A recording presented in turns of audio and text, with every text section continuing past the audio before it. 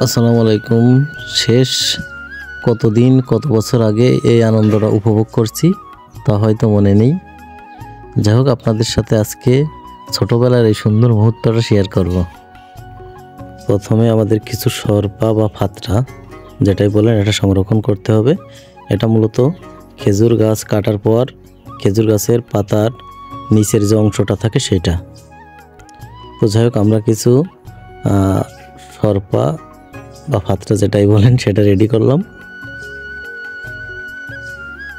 তারপর আমাদের প্রয়োজন হবে একটা কচুর পাতার, তাই আমরা কচুর পাতাটা কেটে নিলাম।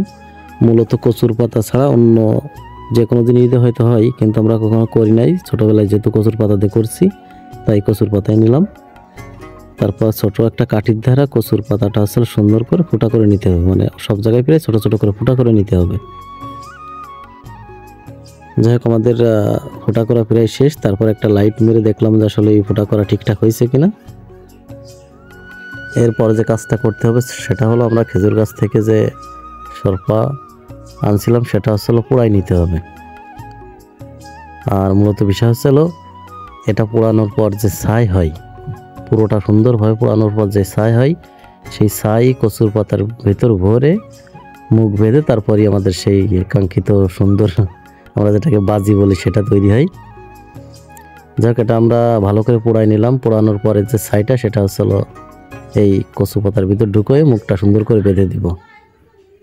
এটা বাঁধার পর যে কোনো একজনকে ওই দড়ির মাথা ধরে সুন্দরভাবে ঘোরাতে হবে। তো যাই হোক, আমাদের এখানে ছোটো ভাই রাজীব ছিল, সেই মূলত এটা ঘুরাই। আর এখন দেখেন যে মূলত জিনিসটা কেমন হয়েছে।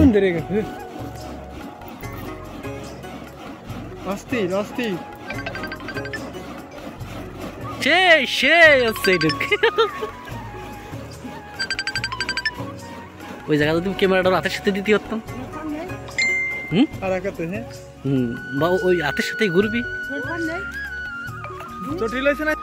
কার কাছে ভিডিওটা কেমন লাগলো অবশ্যই কমেন্টের মাধ্যমে একটু জানানোর চেষ্টা করবেন। আর সর্বশেষ কচুর পাতার অবস্থা এরকম হয়েছিল। তোর অনুভূতি কি? অনুভূতি একবারে ফাটাফাটি।